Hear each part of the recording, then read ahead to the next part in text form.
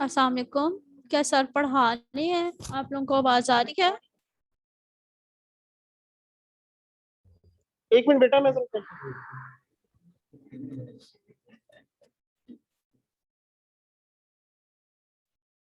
अच्छा, ये जो ना अगले दिन मुझसे ना किसी ने क्वेश्चन पूछा था ये ग्रुप में कि कौन सी बुक जो है वो आपको करनी पड़ेगी।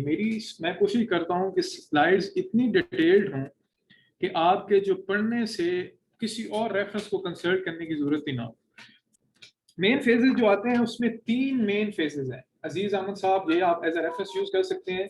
कहता है कि Islamic culture and Indian environment is divided has divided the process of Muslim arrival in 3 distinct phases, as stated in merchants जो कि settle हुए along the southern coast of the India, जो कि हम लेक्चर के लेटर पार्ट में detail में पढ़ेंगे। दो the conquest come immigration movement of Central Asian Turks, Afghan Mughals between 11th to 16th century। उसके बाद अच्छा, उसमें वो कहता है कि सबसे पहले हमारे पास 3 तरह से जो है मुसलमानों का कांटेक्ट हुआ है। पहला फेज क्या है कि जो मर्चेंट ट्रेडर्स थे, जो मर्चेंट से उनका इनके दरमियान रिलेशन था। जब दूसरा फेज हुआ, जब मोहम्मद बिन कासिम आया, मोहम्मद बिन कासिम के आने के बाद जब ये मुसलमानों का एक डायरेक्ट कांटेक्ट उनके दरमियान स्टैब्लिश हुआ। फिर तीसरा, यहाँ पे जब हम पाकिस्तान को देखते हैं तो ऊपर अफगानिस्तान वाली जो साइड है और इस साइड पे जो टर्किश है, वहां पे गजनविद और एक और टर्किश एम्पायर है वो स्टैब्लिश हुआ था। तो उसके थ्रू जो कॉन्क्वेस्ट है, उसके बाद जो मुगल्स वाला जो एक एरा है, उस सारे एरा को थर्ड फेज में हम जो है वो कहते हैं। ये कहते हैं कि trading contacts between Arab and India date back to the period before the advent of Islam. Arab vessels used to cross Indian southern coast and carried merchandise to Ceylon and Far East. Ceylon क्या किसी को कोई idea? Sri Lanka, ठीक है। उसके बाद मुसलमानों के अरब के साथ घंटे बाद आके जरा मैं इथों वेख्या करो। चलो जरा तुसी कहो भाई साहब, ये अपना माइक बंद कीजिएगा। उनका तू देख, तेनू जिन्होंने तेरी ड्यूटी लाई, तू क्यों नहीं कहंदा गार्ड?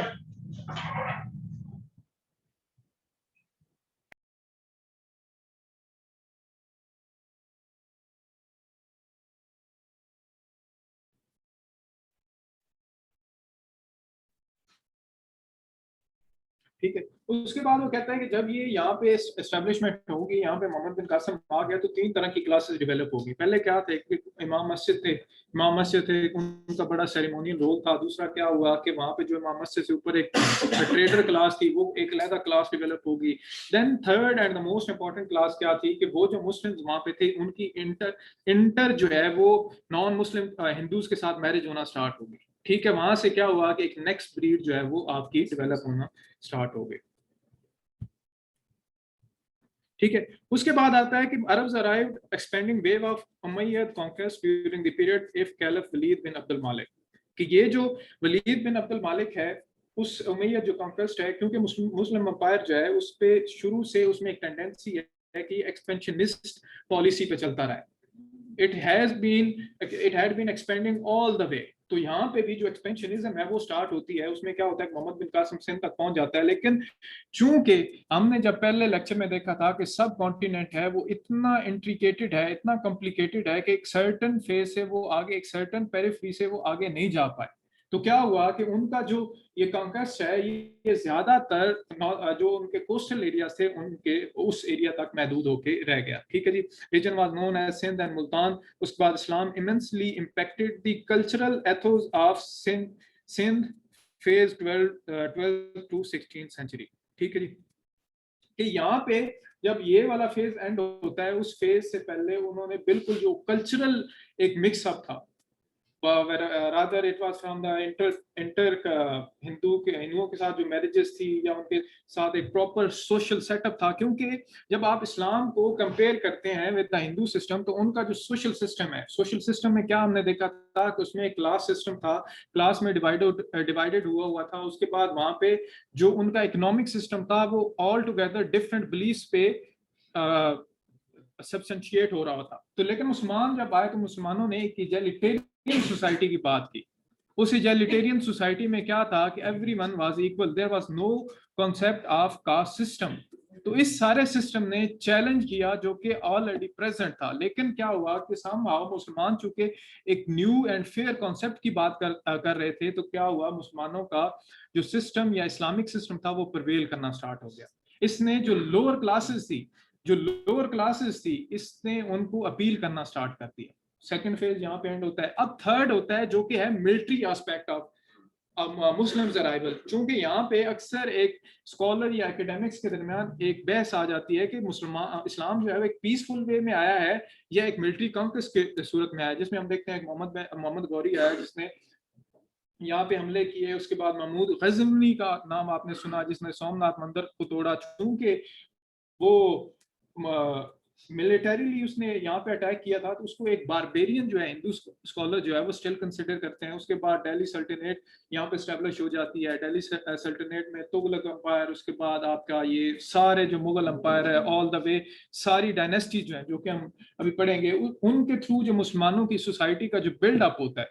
जी इनकी जो इंटेंशन होती थी मोहम्मद गौरी की, इनकी जो इस्लाम बनाने की होती नहीं थी, ये तो आते लूट के चले। पाकिस्तान अफेयर में आप ये नहीं कह सकते। आपने जो अपना अब जो महमूद गजनवी था उसने बेसिकली सोमनाथ को टारगेट किया था, वहां पे जो प्रेजेंट था सोना। ठीक है, जब आप अफगानिस्तान को देखते हैं, अफगानिस्तान वाला जो एरिया इतना ज्यादा डेवलप नहीं था, वहां पे रिसोर्सेज इतने ज्यादा नहीं थे, वहां पे उनके पास क्या कहते हैं कि जब सर्दियां आती थी तो बिल्कुल माइन्यूट रिसोर्सेज हो जाते थे। चूंकि सब कॉन्टिनेंट उस टाइम पे भी एक सोने की चिड़िया कहा जाता था, तो ये रिसोर्सफुल था, इस वजह से वो इस साइड पे अटैक करते थे। ठीक है जी।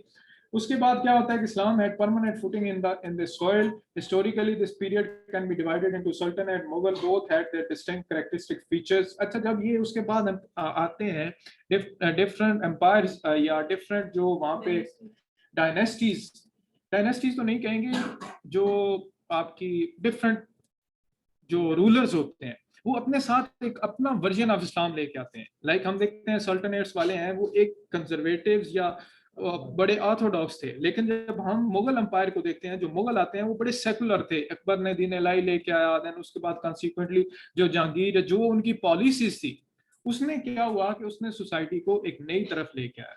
ठीक है जी। 3 फेजेस देखे हमने। पहला फेज था कि प्री इस्लाम भी उनके साथ ट्रेडिंग जो थे वो जो मर्चेंट्स थे या ट्रेडिंग रिलेशन थे वो उनके साथ डेवलप थे। सो ये बात बिल्कुल गलत है कि इस्लाम जो है मिलिट्री कॉन्क्वेस्ट के थ्रू है। सेकेंडली हमने देखा जब मोहम्मद बिन कासिम आया, मोहम्मद बिन कासिम एक सर्टेन पीरियड से आगे नहीं जा सका, लेकिन क्या हुआ कि उस टाइम पे सोसाइटी में इस्लाम ने जो एक एगैलिटेरियन कॉन्सेप्ट दिया था उसकी वजह से आहिस्ता आहिस्ता फ्लरिश करना स्टार्ट हो गई। जो मिलिट्री कॉन्क्वेस्ट वाली बात है वो थर्ड फेज में आती है, जो कि 12 to 16 सेंचुरी रहता है। ठीक है, ये बड़ा एक माइन्यूट सा पीरियड है as compare to the rest of the 2 periods. That is why Islam जो है वो मिलिट्री सोलली जो हम कह सकते हैं कि मिलिट्री की वजह से नहीं आया, इसमें मेजर जो कंट्रीब्यूशन है वो पीसफुल मीन्स की है। ठीक है जी। मोस्ट ये देखें कि इस्लामिक आइडेंटिटी, उसके बाद food, cuisines, culture, each and everything उसने चेंज किया। उसके बाद ये मुस्लिम constituted 1/4 of the population despite difference between nature of polity and modes of governance between Delhi Sultanate and Mughal rulers। ठीक है जी। यहाँ पे मुगल आए थे। Muslim rulers try to preserve the ethos of Islam in spite of nature of difference between the nature of polity and nature of governance. This reality cannot be denied that Muslim rulers, whether they belong to Sultanate or Mughal period, they try to preserve the ethos of Islam by countering all the threat against the society। कि इस बात को भी हम negate नहीं कर सकते कि जो मुस्लिम या मुगल चाहे रूलर थे, चाहे उनका सेकुलर थिंकिंग थी या उसके बाद लिबरल उनकी टेंडेंसीज थी, दोनों ने मिलकर इस्लाम को एक प्रोमिनेंट फोर्स बनाया सब कॉन्टिनेंट में। दैट इज वाई हम देखते हैं कि जो मुगल्स थे उनकी बड़ी माइन्यूट सी कंट्रीब्यूशन थी।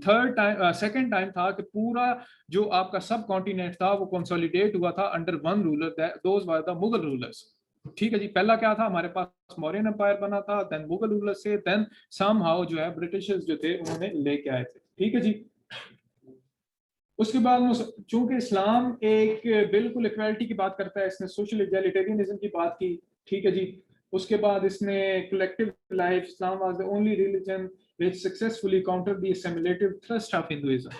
That is why it became one of the most prominent factor in the evolutionary process। ठीक है जी। उसके बाद सबसे ज्यादा जो इसका मेन फोकस था वो था एडजॉप्ट, जो आपकी ये एब्जॉर्बेटिव नेचर थी, वेदर वो सूफीज्म था जो कि उसने भी एक बड़ा अहम रोल प्ले किया, या मुसलमानों का दूसरी साइड पे था कि जो रूलर्स थे या दूसरी जो सोसाइटी थी जो बाहर से उनके साथ एक कांटेक्ट जो था वो एस्टेब्लिश हो रहा था, उसमें जो main and prominent and crucial factor था वो था अपील फॉर द ऑल। अब देखिए पूरी एक सोसाइटी में कास्ट सिस्टम बन चुका है वहां पे, आपने देखा कि वो पूरी सोसाइटी डिवाइड हुई थी बिटवीन डिफरेंट कास्ट, और ऊपर से ये थ्रेट था कि ये नीचे वाली जो कास्ट थी बिल्कुल आउटकास्टेड थी, ठीक है। उस आउटकास्टेड को उन्होंने उन पे लेजिटिमेट वे में एक कंपल्शन उन्होंने लगा दी कि भाई आप जो है ना कास्ट चेंज कर सकते हो, आपका लाइफस्टाइल कुछ नहीं हो सकता, तो उसको अपील किया जाके इस्लाम ने, और मुसलमानों ने उस टेंडेंसी को बरकरार रखा। एज अ रिजल्ट क्या हुआ कि despite being a foreign force, Islam एक प्रोमिनेंट फोर्स उभर के आया सब कॉन्टिनेंट में। उसके बाद कंड्यूसिव एनवायरनमेंट के तौर पे आया। उसके बाद ये why Islam was able to do so, कि डायनामिज्म ऑफ इस्लाम जो है वो क्यों यहाँ पे प्रिवेल कर गया।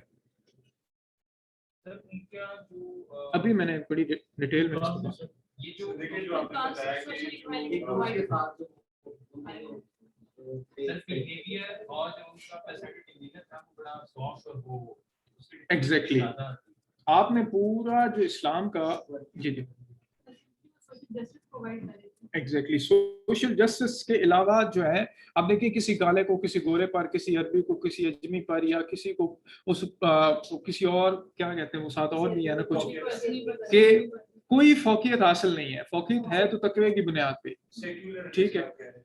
सेकुलर भी था, उसके बाद ये था कि इक्वालिटी की बात हो रही थी, ठीक है, डाउन ट्रॉडन था, तो इसे हम कहते हैं सोशल इगैलिटेरियनिज्म, इसे डायनामिज्म ऑफ इस्लाम भी कह सकते हैं, ठीक है। जी जी जी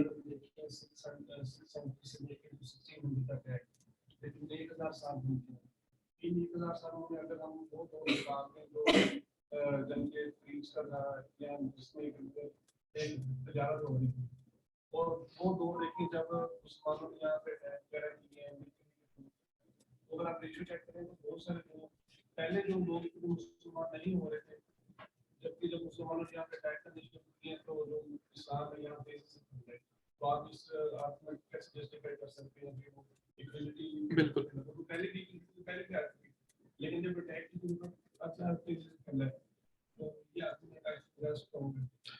जो इसमें आर्गुमेंट लेते हैं ना कि इस्लाम में वो मिलिट्री अटैक आया, उस पर फोर्स यूज हुई, उसके बाद मिलिट्री अटैक के बाद जो उसका एटीट्यूड था रूलर का towards the common people, towards the common subject, आप क्या करते हैं, आप आते हैं यहाँ पे, मंगोल्स आए, उन्होंने क्या किया कि फोर्स किया पूरी इस यहाँ पे 100 लोग या 200 लोग रह रहे हैं, उनको फोर्स किया कि आप जो है इस्लाम कबूल कर लो या कोई भी रिलीजन कबूल कर लो।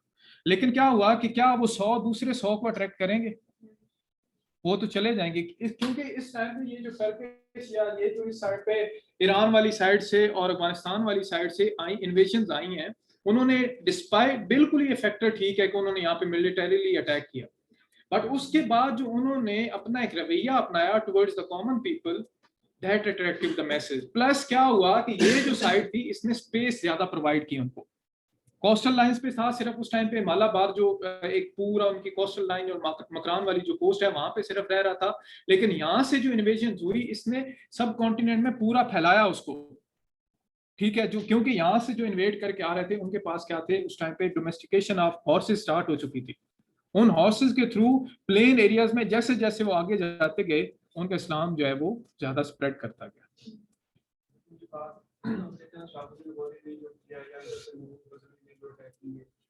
तो उसके अंदर ज्यादा फैक्टर ये था कि वो मानो 2025 कर रहे, ठीक है। तो एक चीज सामने नजर आ रही है कि एक जो बादशाह है जिसे वो मतलब स्थापना है तो से क्या करता है वो आपको मालूम है, उसके बावजूद भी आप उसके मजहब में दाखिल हो जाए तो दैट मींस कि देयर इज समथिंग एल्स, कि दैट मींस कि उस रूलर की इंटेंशन कुछ और थी, या कुछ उसने ऐसा इम्पीटस प्रोवाइड किया कि वो लोग उसकी तरफ अट्रैक्ट हुए। सुपर पावर स्टारडम क्या सकते हो सकते हैं, सर ये भी है तो जो लोग उस वक्त सपोर्ट को रूल करे तो इसमें मतलब सोशल जस्टिस या इक्वालिटी प्रोवाइड नहीं कर रहे। एग्जैक्टली हम यही बात कर रहे हैं ना, पहले वाला जो प्रिवेलिंग सिस्टम था वो इतना फ्रैक्चर्ड या इतना बायस था टुवर्ड द रूलिंग क्लास कि नीचे वाले लोग जो है उनको ऑटोमेटिकली अपील किया, उनके रूल ने अपील किया, ठीक है, उन्होंने जस्टिस प्रोवाइड किया, टॉलरेंस थी, like each and every aspect of Muslim society. तो सर जो वो लेके जा सकते थे वो तो ले गए थे, जो लेके नहीं जा सकते थे वो तो कॉमन लोगों में मतलब इस तरह से ले भी चले गए। ये रीजन बिल्कुल ठीक है जी। उसके बाद अगला आता है कि रूल ऑफ सूफीज जो है, मिशनरीज जो है, उन्होंने भी बड़ा एक रोल प्ले किया इसमें। यहाँ पे क्या हुआ कि जब इस्लाम यहाँ पे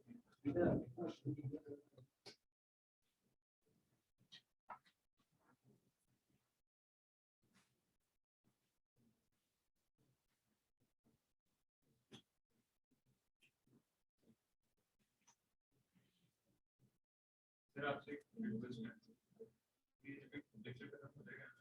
आप ना बोर्ड पे फ्लो चार्ट टाइप बना दीजिए। Flow chart low, but flow chart वो तो बेसिक कॉन्सेप्ट्स के लिए होता है। अभी ये है कि नॉलेज थोड़ा सा समझ आ रही, सारी चीजें स्कैटर्ड हो है ना।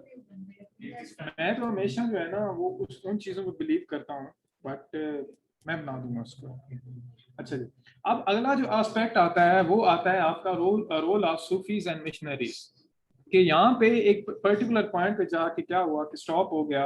और दूसरा क्या हुआ कि जो हिंदुइज्म था कहीं ना कहीं वो इतने ऑर्थोडॉक्स थे कि वो रेडी टू एक्सेप्ट ही नहीं कर रहे थे इस्लाम को, एज अ होल नहीं आना चाह रहे थे उसमें क्या हुआ कि सूफियों ने अपना एक वर्जन इस्लाम का दिया, ठीक है।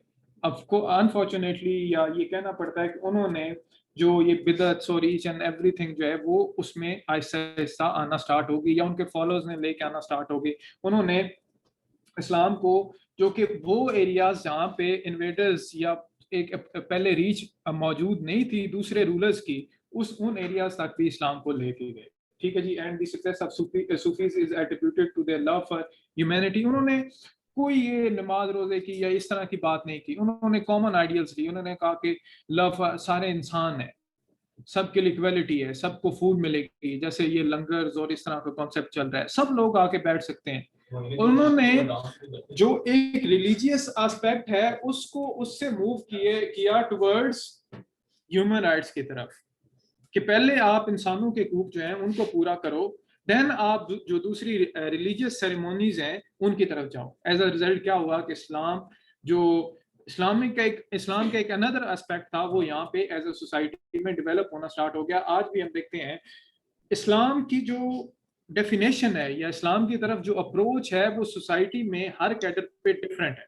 अब चूंकि एजुकेशन आ रही है ये इसमें सर एक क्वेश्चन है, लेकिन जी कि भी जो आप बता रहे हैं कि जो सूफीज़म ने आके ह्यूमैनिटेरियन की बात की, उनने नमाज रोज़े की बात नहीं की, तो क्या मुझे आप ये बता सकते हैं, कोई रेफरेंस दे सकते हैं आप हिस्ट्री जी? में किसी का रेफरेंस दे सकते हैं, किसी ऐसे सूफी बुजुर्ग का जिसने ये काम किया हो, जिसने जो है वो ह्यूमैनिटेरियन की बात की, ह्यूमन की बात की, बट उसने नमाज रोज़े की बात नहीं की? आपका नाम क्या है वासिफ जी? वासिफ ऐसे ये इसमें आगे आते हैं ना पर्टिकुलरली, तो इस तरह जो ओवरऑल कंसेप्शन है जो कि क्रिटिक्स हैं उनकी, जहाँ पे मेरे पास एक पेपर पड़ा हुआ है जिसमें role of Sufism and missionaries है, जिसमें पूरा वो रोल जो है वो इसको बयान करते हैं। तो उसके साथ यही बताते हैं कि एक अनदर जो है वो कोई जनरलाइज उसमें स्पेसिफाई नहीं किया हुआ था, बट जनरली ये बात बताई हुई थी कि वहां पे इस्लाम का एक न्यू कॉन्सेप्चुलाइजेशन जो है वो प्रोवाइड की सूफीज ने, ठीक है। ठीक है, ये जो भी आप बात कर रहे थे ना, वैसे जनरली ऐड कर रहा हूँ, इससे थोड़ा सा ना वो मुझे ये लगता है कि शायद ना बाइसनेस ज्यादा दिखाई गई है, कि जो इस्लाम को ना कि ज्यादा क्रिटिकली वे से ना अब वो इसमें बताया गया, दिखाया गया। बायसनेस ये जो सारी चीजें हैं ना, जब आप हिस्ट्री को देखते हैं ना, हिस्ट्री को पढ़ते हैं, हिस्ट्री में जो हर हिस्टोरियन है वो अपने लिहाज से हिस्ट्री को देख रहा होता है और नरेट कर रहा होता है, ठीक है। बिल्कुल सही। अभी देखिए ना कि हमारे जो बुजुर्ग हैं जिन्होंने आके, जिन सूफीज़म की आप बात कर रहे हैं, जिन्होंने सब कॉन्टिनेंट में आके इस्लाम की तबलीग की है, जिस तरह के आपको पता है दाता साहब हैं, जिस तरह के नाम है ख्वाजा मोइनुद्दीन चिश्ती हैं, और बड़े बुजुर्ग हैं।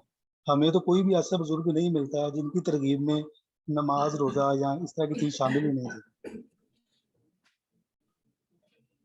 ठीक है जी, बिल्कुल वहाँ से आप तो ठीक चले है खैर, हर बंदे की एक अपनी इंटरप्रिटेशन होती है, ठीक है, कोई जी, मसला नहीं। बिल्कुल बिल्कुल Carry on, बिल्कुल carry on. बिल्कुल आपसे एग्री कर ठीक। रहा हूँ।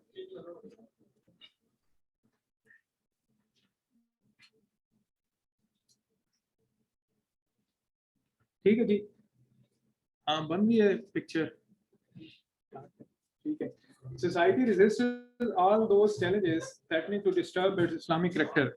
इस सोसाइटी में इसी वजह से जो है वो पूरी सोसाइटी में उसने इस्लाम ने सस्टेन किया, उसमें हिंदुइज्म सॉरी अकबर का दीन इलाही भी आया, भक्ति मूवमेंट भी आई, और उसके बाद जितनी भी मूवमेंट्स आई उसने जितने भी बिलीफ्स थे, कल्ट्स थे, आज तक इस्लाम जो है वो हमारे पास मौजूद है, due to the flexibility, due to the universal values and characters of Islam. ठीक है जी, उसके बाद ये मेजर प्रोमिनेंट्स हैं, कुछ सिलसिले हैं जिनके थ्रू इस्लाम सूफीज जो हैं वो आए हैं। इसको पहला आता है, इसमें चिश्ती आता है, खावल Abu Ishaq Shami in India was founded by Garib Nawaz Sheikh Moinuddin Chishti, यहाँ पे रजील्ला यहाँ पे लगा लीजिएगा, हाँ सॉरी रहमतुल्लाह अलैह, इन अजमेर शरीफ। ठीक है जी, इसके प्रोमिनेंट ये हैं। इनका जो सबसे मेन बात थी कि ये लिबरल्स थे, बिलीव्ड वाहदतुल वजूद, जिसका मतलब है कि monism, all is God, there is no difference between creator and creation, कि एवरीथिंग इज गॉड।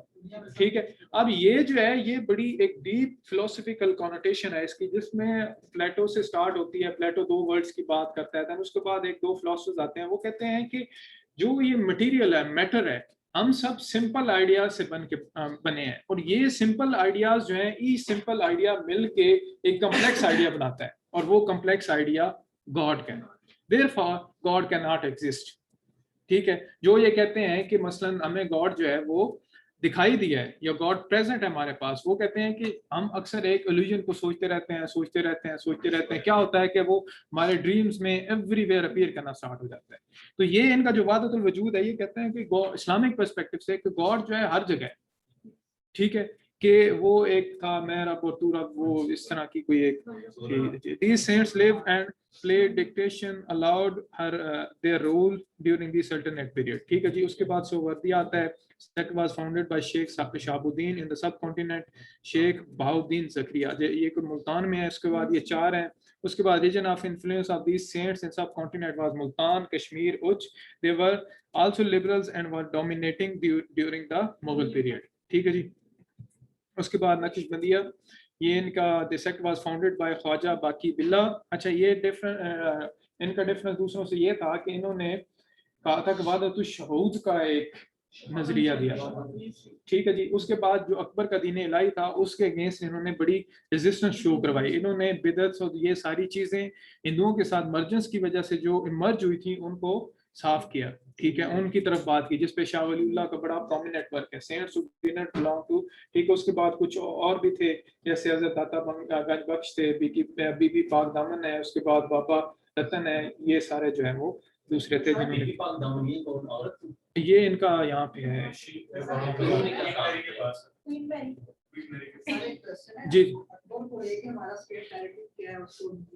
ये अकबर आता है तो उस पर देखते हैं।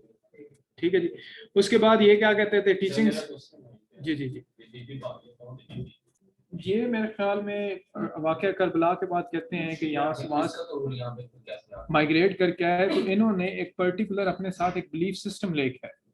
आज भी देखते हैं, आप क्यों जाते हैं वहां पे, या जो उनके फॉलोअर्स हैं क्यों जाते हैं? ठीक है, because they feel something for them, और वो कुछ चीज है जो उनको अपील कर रही है। ठीक है जी, उसके बाद ये मेन चीज आती है जी पूरे हमारे कॉन्टेक्स्ट में, कि सूफीज्म ने कैसे इस्लाम को एक प्रोमिनेंट फिगर बताया। उन्होंने सबसे पहले teachings of love of humanity, ठीक है, ये सिखाया। उसके बाद देयर अकोमोडेशनिस्ट विजन, कि उन्होंने कहा कि हर बंदा आ जाए, जैसे मैंने पहले बात की, एवरीवन इज वेलकम हियर। ठीक है, अडैप्टेबिलिटी, हर तरह के एनवायरनमेंट में उन्होंने अपने आप को अडॉप्ट किया। उसके बाद उन्होंने emphasis on social justice and equality की बात की। और उसके बाद जो उनका अपना कैरेक्टर था, उनका अपना कैरेक्टर इतना हाई एंड एलिवेटेड और इतना अनपैरेलल्ड था कि उसने पूरे जो जितने भी लोग थे उनको अपनी तरफ अपील किया। दूसरा ये था कि ये जो एक उनके दरगाह जो उनका एक रेजिडेंट वाली जो एक प्लेस थी, वो उन लोगों का होम बने जो कि होमलेस थे।